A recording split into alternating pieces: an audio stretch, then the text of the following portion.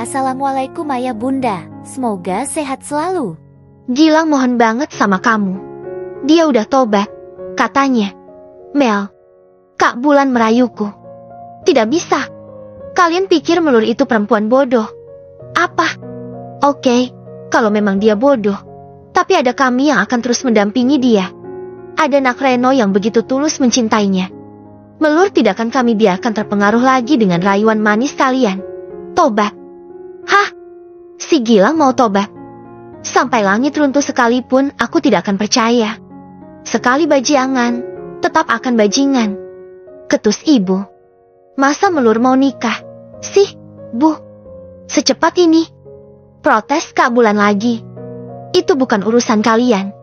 Pokoknya Melur bukan bagian dari keluarga kalian. Jadi apapun yang Melur lakukan bukan urusan kalian lagi. Jadi, kau nggak mau rujuk dengan Gilang? Mel, tega kau membuat Cika berayah tiri? Tanyanya penuh tekanan. Dulu kakak yang mendukung aku untuk bercerai. Sekarang kenapa kakak memintaku rujuk? Kakak aneh. Sergahku membelah diri. Itu dulu. Sekarang Gilang sudah tobat. Dia sudah sadar kalau Harum menipunya. Perempuan itu tidak pernah hamil. Mel, maaf, Kak. Jujur, saya nggak suka kakak ada di sini. Saya nggak suka berhubungan lagi dengan semua keluarga Mas Gilang, termasuk kakak. Tolong pergi dari rumah saya sekarang. Kau ngusir kakak? Maaf, saya sudah capek. Bukan saya nggak mau kakak nginap di sini. Tapi, kalau saya izinin, kakak pasti akan membujuk saya rujuk lagi dengan Mas Gilang. Jeti, tolong pergi. Oh, iya, satu lagi. Istri Mas Gilang ada di sini juga. Tolong bawa sekalian, deh. Saya juga nggak bisa nampung dia di sini. Dia buat ulah terus. Capek saya.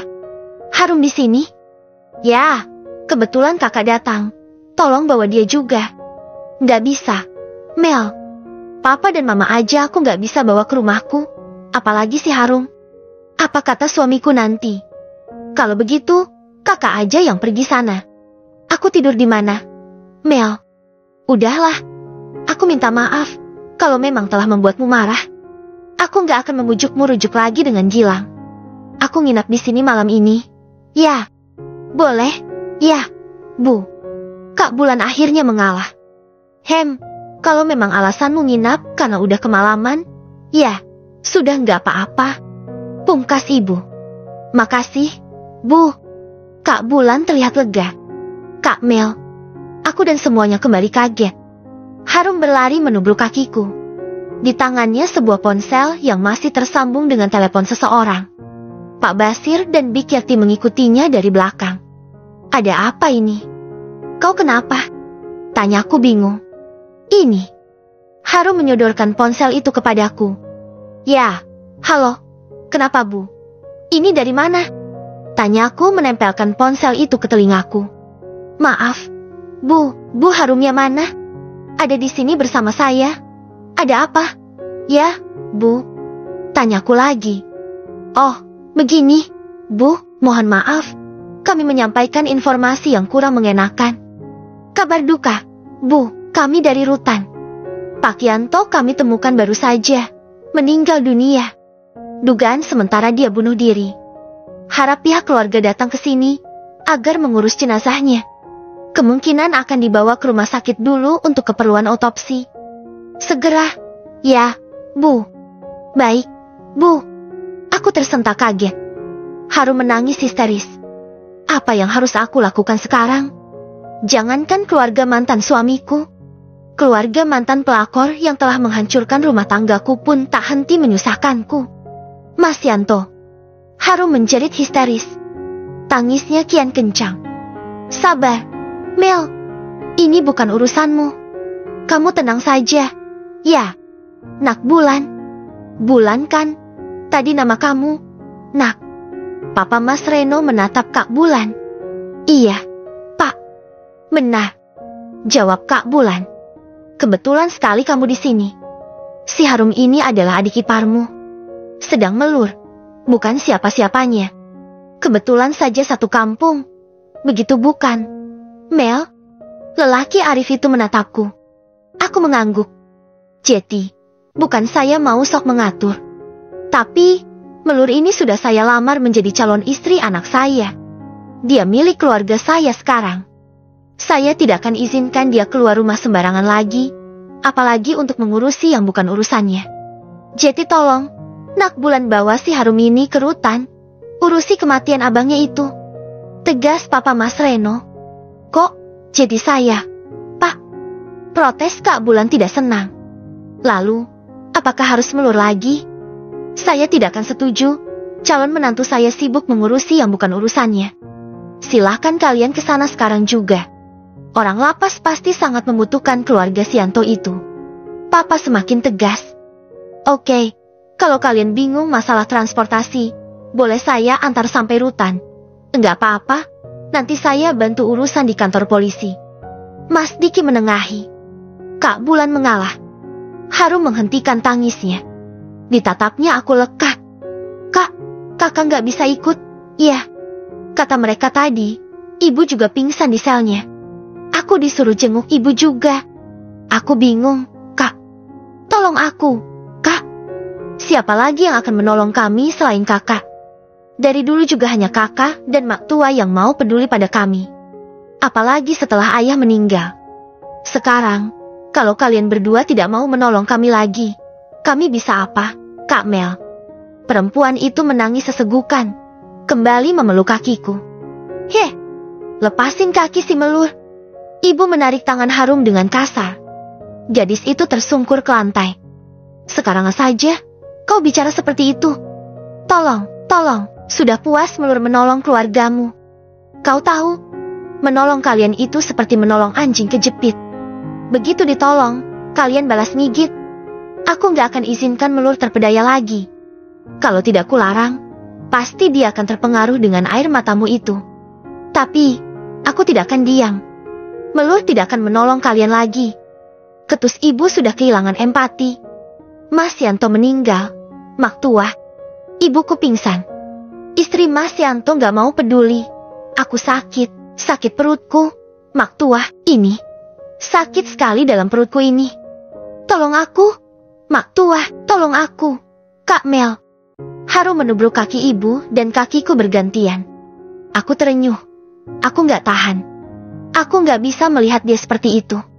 Aku memang bodoh, pembaca. Maafkan aku yang tidak bisa tengah ini. Kudekati ibuku, memohon kepadanya. Izinkan Melur membantunya. Bu, tolong maafkan dia. Pintaku memelas. Anak bodoh, kau sudah dihancurkannya. Sekeluarga menghancurkanmu. Bahkan tega mau menculik anakmu. Kau bilang maafkan dia. Dia sendiri tidak pernah minta maaf padamu. Kau mintakan maafku pada mereka. Melur, jangan bodoh. Teriak ibu histeris. Kalau ibu tidak izin, aku tidak akan pergi. Aku akan patuh pada ibu saja. Maafkan Melur, Bu. Lirihku pasrah. Kusenderkan tubuh di senderan sofa. Semua saling bertatapan. Suasana begitu mencekam. Harum masih menangis sesegukan. Kulihat Papa dan Mama Mas Reno berbisik-bisik. Lalu Mas Reno menghampiri ibu. Entah apa yang mereka bisikan. Baik, Mel. Ibu tahu, kau memang putriku yang bodoh. Berkali-kali disakiti, tapi tetap mau menolong orang itu. Hatimu terlalu bersih, enduk. Semoga Allah membalas semua perbuatan baikmu. Kata ibu kemudian. Maksud ibu, aku terperangah. Pergilah. Tapi, mulai sekarang, kau tidak Bu izinkan pergi sendiri. Nak Reno akan mendampingimu kemanapun. Ibu, aku menyeka butiran air mata yang sempat menetes di pipi. Berangkatlah kalian. Andi, Pak Diki, tolong dampingi juga. Ya, kata Papa Mas Reno. Baik Pak. Sahut Mas Diki langsung berdiri. Kudekati ibu. Kucium tangannya lembut. Terima kasih, Bu. Ucapku penuh haru. Pergilah. Kau persis seperti ayahmu. Enduk. Hati kalian terlalu bersih. Bisik ibu menepuk halus punggungku. Setelah menyalam orang tua Mas Reno, aku bergegas keluar. Kak Bulan dan Harum masuk ke mobil Mas Andi. Aku dan Mas Reno masuk ke mobil Mas Diki. POV Ibu Harum. seperti mendapat durian runtuh. Hati sangat lega dan gembira. Setelah menunggu sekian lama, akhirnya ada juga yang mau mengunjungi. Saat seorang petugas memanggil namaku, penuh haru, aku melangkah tergesa mengikutinya menuju ruangan khusus bertemu keluarga. Mudah-mudahan itu harum. Hanya dia yang kuharapkan bisa mengeluarkan aku dari penjara terkutuk ini. Semoga dia sudah berhasil merayu Gilang untuk menjual tanah bekas rumah terbakar itu. Posisinya berada tepat di jantungnya kota Medan. Pasti harganya sangat mahal. Cukuplah untuk membayar pengacara hebat buat membebaskan aku dan Yanto. Mataku nanar menatap siapa yang berkunjung. Dia bukan Harum yang kuharapkan. Perempuan itu berdiri membelakangi, sepertinya tengah asik membaca tulisan yang terpampang di dinding. Nanik. Wanita itu adalah Nanik, menantu si kurang ajar. Ngapain dia datang ke sini? Coba. Setelah dia berkali-kali mengusir kami dari rumahnya. Kalau kami punya uang, baru dia berubah baik. Kami adalah keluarganya. Tetapi, kalau kami tidak punya uang, kami hanyalah kotoran busuk baginya. Dia bahkan tega mengusir kami seperti anjing. Yanto anakku juga diperlakukannya seperti sapi perah. Tak peduli, Yanto akan dapat uang dari mana. Yang penting setoran harus tetap ada. Perempuan tak tahu diri. Ngapain kesini? Ketusku mengagetkannya. Ibu, bagaimana kabarnya? Bu, tanyanya sok perhatian. Dia ulurkan tangannya hendak menyalam. Gak usah basa-basi. Cepat bilang, ada apa kau kesini mengunjungiku? Mau bebaskan aku? Gak mungkin, kan? Kau gak mau mengurusi mertuamu yang kere ini. Lagi pula, kau mau pakai duit dari mana? Gak mungkin banget kalau mau membantuku. Iya kan? Kataku menolak salamnya. Perempuan itu tersenyum. Heran, biasanya dia akan membalas kalau aku berucap ketus seperti ini. Mulut embernya tidak akan mau kalah mengata-ngatai aku. Tapi kali ini dia sangat berbeda. Dia terlihat tenang sambil terus tersenyum. Aku semakin curiga. Ada yang mau saya sampaikan. Bu, duduklah. Nggak enak, loh. Ngomong sambil berdiri. Kayak gini. Yuk, duduk. Katanya menarik lenganku dengan lembut. Terpaksa aku mengikutinya duduk meski hati kesal. Kami duduk berhadapan. Seorang petugas menunggu dan mengawasi agak jauh dari posisi kami. Aku yakin dia tidak akan menguping pembicaraan kami. Ibu sehat, kan? Di sini? Saya minta maaf, nggak bisa jenguk ibu selama ini. Kata Nanik setelah kami duduk berhadapan. Gak usah juga nggak apa-apa. Aku nggak butuh kamu datang. Kok? Sahutku membuang muka. Ya, sudah, kalau begitu. Saya datang ke sini karena ada hal yang penting banget yang mau saya sampaikan. Pertama mengenai tanah bekas rumah ibu. Tanah itu terpaksa saya jual sebulan yang lalu. Apa? Kau jual tapak bekas rumahku? Beraninya kau? Aku tak habis pikir. Perempuan ini ternyata memanfaatkan kesempatan saat kami di penjara seperti ini. Terpaksa, Bu, Bang Rudi datang ke rumah, ngamuk-ngamuk menagih hutang judi Mas Yanto. Saya bayar pakai apa? Maaf, saya terpaksa melakukannya. Kau tidak bisa menjualnya. Tanah itu atas nama Yanto. Bagaimana mungkin kau melakukannya sedang dia di dalam penjara? Sebulan lalu saya datang menjenguknya, sekalian meminta tanda tangannya. Bu, sisa penjualan tanah itu untuk biaya hidup saya dan anak-anak. Kalau nggak gitu, kami nggak makan. Tetapi, sekarang uangnya sudah habis. Tega kau menjual yang bukan hakmu. Itu untuk bayar hutang anak ibu.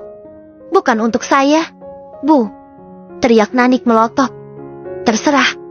Sudah, pergi sana. Puas kau menjual tanah itu. Makiku sambil bangkit. Tunggu, Bu. Nanik menahan lenganku. Apalagi? Teriakku semakin dongkol. Saya ditelepon Harum beberapa hari yang lalu. Ucapnya pelan.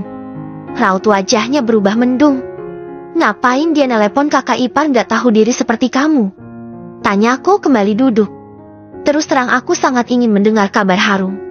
Sudah lama dia tak pernah lagi mengunjungiku. Harum sakit, Bu. Jawabnya lirih. Apa? Sakit? Sakit apa? Tanyaku terkejut. Rasa was-was mengaduk perasaan. Saya juga kurang jelas, Bu, tapi menurut kabar yang saya dengar Harum kena tusuk. Apa? Kena tusuk? Jangan ngarang kau. Nih, Harum juga bilang begitu. Bu, suaminya yang melakukannya. Si Gilang. Astaga. Kenapa bisa? Apa yang telah terjadi? Tubuhku tiba-tiba terasa lemas. Tenaga hilang seketika. Tenang, Bu, Harum gak apa-apa. Saat dia menelepon itu, dia sudah hampir sembuh. Dan menelepon saya karena dia minta dijemput. Dia nggak tahu pulang kemana katanya. Dia juga minta bantuan saya untuk membayar biaya rumah sakitnya. Jeti, Harum masih hidup? Masih, Bu, hanya saja. Harum bilang, peranakannya sudah diangkat. Terpaksa karena tusukan si Gilang mengenai tepat di peranakan. Tusukan berkali-kali dengan belati berkarat. Gilang, laki-laki Bangste itu melakukannya. Apa salah Harum? Saya tidak tahu, Bu, tapi ada selentingan. Katanya Gilang memergoki Harum selingkuh di kamar hotel dengan kepala preman pasar. Harum selingkuh? Dengan preman? Astaga Harum, kenapa cari masalah? Kalau Gilang sudah kere, kenapa mesti selingkuh dengan preman? Kenapa tidak mencari orang kaya yang bisa menjamin hidupnya? Lihat, biaya rumah sakitnya pun preman itu nggak bisa bayari, kan? Ibu, aneh. Anak selingkuh bukan kecewa, malah disesali karena selingkuh dengan preman. Jeti, kalau dia selingkuh dengan orang kaya seperti si Gilang saat masih menjadi suami melur yang kaya dulu, akan ibu dukung? Begitu? Kau juga sama saja. Bagaimana kau perlakukan anakku si Yanto? Hah? Kalau dia punya uang kau sayang-sayang. Tapi, kalau dia tidak punya uang, dia kau tendang. Aku gak pernah nyuruh Mas Yanto selingkuh. Bu, aku nyuruh dia cari uang. Karena dia punya anak istri yang harus makan. Pinter ngeles. Kamu memang mau enaknya saja. Tuh Harum sakit, minta dijemput. Pasti gak kau jemput. Iya, kan? Ya, enggak lah. Ngapain aku jemput? Di kampung, dia nggak diterima warga lagi.